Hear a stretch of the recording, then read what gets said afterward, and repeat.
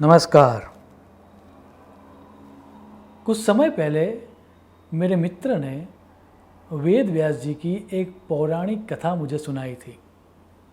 हुआ यूँ कि एक दफ़े श्री कृष्ण भगवान अर्जुन के साथ समय व्यतीत हो उसके लिए हस्तिनापुर जाते हैं और वहाँ पर कुछ दिन रुकते हैं। प्रत्येक शाम उनका ये रूटीन हुआ करता था कि वो दोनों सूर्यास्त से पहले नगरचर्या अर्थात नगर में टहलने के लिए निकलते थे और तभी श्री कृष्ण भगवान बहुत सारा ज्ञान अर्जुन को बात बात में सिखा देते थे। ऐसा ही एक दिन था, सूर्यास्त का समय नज़दीक था और वो लोग नगरचर्या के लिए निकलते हैं।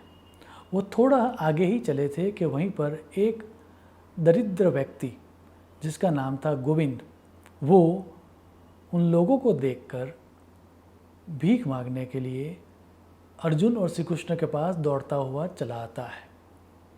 गोविंद की दयनीय परिस्थिति को देखकर अर्जुन को बहुत दया आ जाती है और वो अपने पास जो सुवर्ण मुद्रा से भरी हुई पूरी की पूरी एक थैली जो थी, वो थैली उठा के वो गरीब गोविंद को दे देता है। गोविंद उनको आशीर्वाद देता है और गोविंद चल पड़ता है। जब अर्जुन गोविंद को ये सुवर्ण मुद्रा से भरी थैली दे रहा था, तभी वहाँ पर साइड में देखकर एक चोर ये पूरी घटना को देख रहा था। जैसा कि बताया मैंने कि वो सूर्यास्त का समय था, तो अब गोविंद अपने घर की तरफ वापस जा रहा होता है। बीच में एक गली वैसी आती थी कि जहाँ पर सूर्य प्रकाश नहिवत था और बहुत घना अंधेरा था। तब वो चोर उस गोविंद को लूट लेता है। गोविंद पीछे दौड़ता है, लेकिन ऑफकोर्स चोर की गति ज़्यादा ही होती है, तो चोर चला जाता है। गोविंद अपने भाग्य को बहुत कोसता है, लेकिन कर भी क्या सकता है। दूसरे दिन सुबह उठ के वापस वो भीख मांगने के लिए निकल जाता है। दूसरे दिन शाम के समय में श्री कृष्ण और अर्जुन वहीं से जा रहे होते थे और वो गोविंद को भीख मांगते हुए देखते हैं। तो अर्जुन पूछता है कि क्या हुआ। तब गोविंद वो पिछली रात्रि का पूरा वृत्तांत सुनाता है और अर्जुन को वापस दया आ जाती है और उसके हाथ में एक डायमंड था, हीरा था, जो अति मूल्यवान था। आज अर्जुन वो हीरा निकाल के उस व्यक्ति को दे देता है। अब गोविंद भी पिछली रात्रि का जो अनुभव था उससे थोड़ा सजग हो चुका था, तो किसी को पता न चले उस तरह से अपने पॉकेट में वो हीरा डाल देता है और थोड़ा समय के लिए वहीं पर भीख मांगता रहता है, जैसे कि कुछ हुआ ही नहीं है। जब घना अंधेरा हो जाता है तब वो निकलता है और आहिस्ता आहिस्ता अपने घर तक पहुंच जाता है। अब वो चाहता था कि इसके बारे में किसी को भी पता ना चले। कल सुबह जाकर वो किसी ज्वेलर को ये हीरा बेच देगा और बहुत सारे पैसे प्राप्त कर लेगा। तो करता वो ये है कि उसके घर के अंदर एक पुराना पानी भरने का घड़ा था, जो अब वो यूज़ नहीं करते थे वो लोग।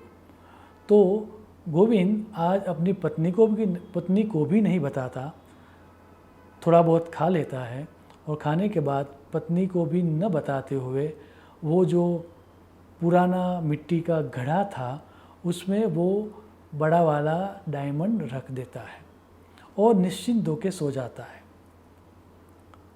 दूसरे दिन सुबह जब उसकी आंख खुलती है तो सामने वो घड़ा नहीं होता। गोविंद एकदम टेंशन में आ जाता है और दौड़ के अपनी पत्नी के पास जाता है और पूछता है कि वो घड़ा कहाँ गया। तब उसकी पत्नी कहानी सुनाती है कि सुबह जो हमारा रूटीन घड़ा था उसको लेकर मैं पानी भरने गई थी, लेकिन वो घड़ा मेरे से टूट गया क्योंकि हमको पानी तो चाहिए ही चाहिए। तो जो पुराना घड़ा पड़ा हुआ था उसको मैंने ले लिया और उसी में पानी भर के लाई हूँ। हालांकि एक चीज़ मैंने नोटिस की कि जब मैं पानी भर रही थी तब घड़े में से कोई बड़ी चीज़ निकल के तालाब के नीचे चली गई। गोविंद ने अपना सिर ठोक दिया जो अति मूल्यवान हीरा था वो भी उसने गंवा दिया था। अब वापस अपने नसीब को कोसते कोसते गोविंद दूसरे दिन भी भीख मांगने के लिए निकल पड़ता है। उस शाम को वापस गोविंद को भीख मांगते देखकर अर्जुन को बहुत सरप्राइज़ होता है। वो खुद उस भिखारी के पास जाता है। भिखारी इस दफ़े नहीं आता, गोविंद नहीं आता, तो अर्जुन खुद उसके पास जाता है, पूछता है कि हुआ क्या, तुम भीख क्यों मांग रहे हो। तब गोविंद पूरी की पूरी कहानी सुनाता है। ये कहानी सुनने के बाद अर्जुन भी अपना सर ठोक देता है और वो श्री कृष्ण से कहता है कि इस व्यक्ति का भाग्य ही भीख मांगना है। मैं मेरी संपत्ति और मेरा समय इसके पीछे गंवाना नहीं चाहता, तो अब मैं उसको कुछ भी नहीं दूंगा। ऐसा कहकर वो लोग जाने ही वाले थे, तभी श्री कृष्ण गोविंद के पास जाते हैं और गोविंद को 2 पैसे देते हैं। गोविंद को बहुत दुख होता है क्योंकि अगले दिन उसको पूरी की पूरी थैली मिली थी सुवर्ण मुद्रा वाली। उसके बाद के दिन उसको हीरा मिला था और आज सिर्फ 2 पैसे मिले। लेकिन करे तो भी क्या करे, अपने नसीब को कोसते हुए वो 2 पैसों का स्वीकार कर लेता है और वापस अपने घर की तरफ निकल जाता है। जब वो जा रहा था तभी अभी सूर्यास्त नहीं हुआ था और एक मछुआरा वहाँ पर मछली बेचने के लिए बैठा हुआ था। उसकी जाल में एक बहुत बड़ी मछली थी और वो बहुत ज़्यादा छटपटा रही थी, मानो अपने जीवन के लिए संघर्ष कर रही थी।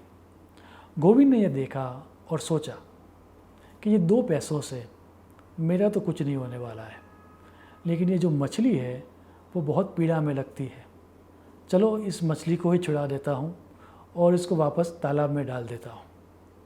ऐसा सोच के गोविंद ने 2 पैसे देकर मछुआरे से वो मछली को ले लिया और जब वो तालाब में उसको वापस डालने ही वाला था तभी उसका ध्यान गया कि उसके कंठ के आसपास, मुख के आसपास कोई चीज़ उसके गले में अटकी हुई है। और क्योंकि वो चीज़ उसके गले में अटकी हुई थी इसीलिए मछली ज़्यादा छटपटा रही थी। गोविंद ने आहिस्ता से वो चीज़ निकाली और उसको आश्चर्य हुआ कि वो वही डायमंड था, वही हीरा था जो उसकी पत्नी ने अकस्मातवश एक्सीडेंटली सुबह खो दिया था तालाब में। तो उसको देख के अति उत्साह में आकर मछली को तालाब में फेंकते हुए गोविंद जोर से चिल्लाया, मिल गया, मिल गया। अब संयोगवश उसी समय 2 दिन पहले जिस चोर ने गोविंद से सुवर्ण मुद्रा वाली जो थैली थी वो ले ली थी, वो भी वहीं से गुजर रहा था और उसने गोविंद की जो चिल्लाहट थी वो सुन ली कि मिल गया, मिल गया। उसको ये लगा कि शायद गोविंद ने इस चोर को पहचान लिया है और चूँकि वो जानता था कि गोविंद के बारे में अर्जुन भी उत्सुक है और अर्जुन भी उसकी पृच्छा करता है, तो चोरी के अपराध में कहीं अर्जुन और श्री कृष्ण उनको बहुत बड़ी सज़ा ना दे दे, मृत्युदंड न दे दे, उसीलिए डर के मारे वो चोर गोविंद के पास आता है, उसको सॉरी कहता है और सुवर्ण मुद्रा वाली जो पूरी की पूरी थैली थी उसको वापस दे देता है। गोविंद दोनों चीज़ों को लेकर अपने घर वापस आता है। अब तीसरे दिन वो खुद अर्जुन और श्री कृष्ण का वेट करते हुए खड़ा रहता है। जैसे ही वो लोग आते हैं गोविंद सामने से दौड़ के जाता है और पूरे की पूरी घटना का वृत्तांत सुनाता है। अर्जुन बहुत खुश होता है, लेकिन श्री कृष्ण के सामने देखकर जब वो गोविंद विदाई लेता है, श्री कृष्ण के सामने देखकर उसके मन में बहुत बड़ा प्रश्न उपस्थित होता है। वो श्री कृष्ण को पूछता है कि मैं आगे बढ़ूं, एक कदम भी आगे उठाऊं उससे पहले इसका रहस्य मुझे बताओ आप।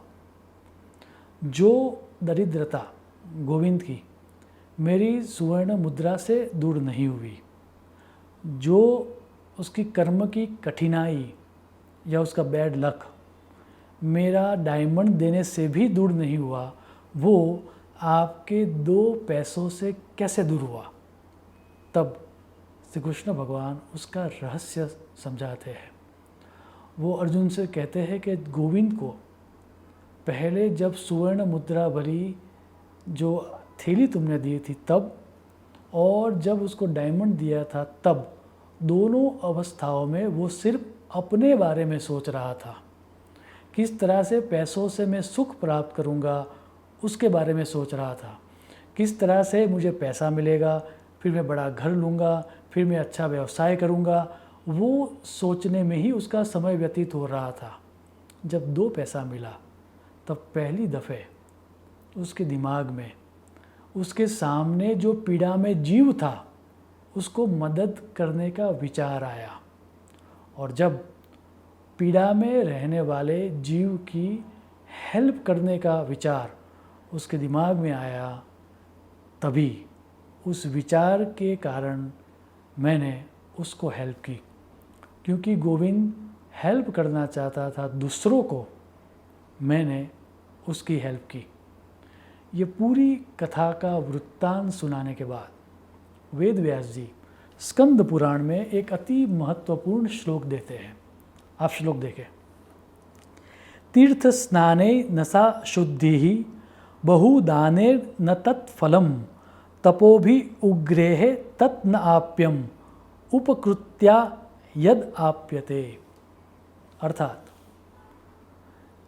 तीर्थ स्थान में जाने से, तीर्थों में जाकर पिलग्रिमेज करने से, वहाँ पर गंगा नदी जाने से, यमुना नदी जाने से, कावेरी में जाने से, उस कुंड में जाने से, जो जिनको तीर्थ स्थान कहा गया है वैसे जगहों पर स्नान करने से भी उस तरह की शुद्धि नहीं मिलती। फिर दूसरा कहा गया है बहुदानेर, बहुत सारा दान देने से भी वो फल नहीं मिलता। आगे जाके ये कहा गया है कि तपो भी उग्रे ही, बहुत बड़ा तप करने से, अर्थात बहुत सारे उपवास करने से, बहुत सारे मंत्र जाप करने से, बहुत ज़्यादा तप करने से भी वो नहीं मिलता जो किसी व्यक्ति को हेल्प करने से मिलता है। पूरी स्टोरी का सार यही था। वेद व्यास जी के ये श्लोक का भी सार यही था। When we help others, universe help us back. शुभम भवतु। प्रणाम।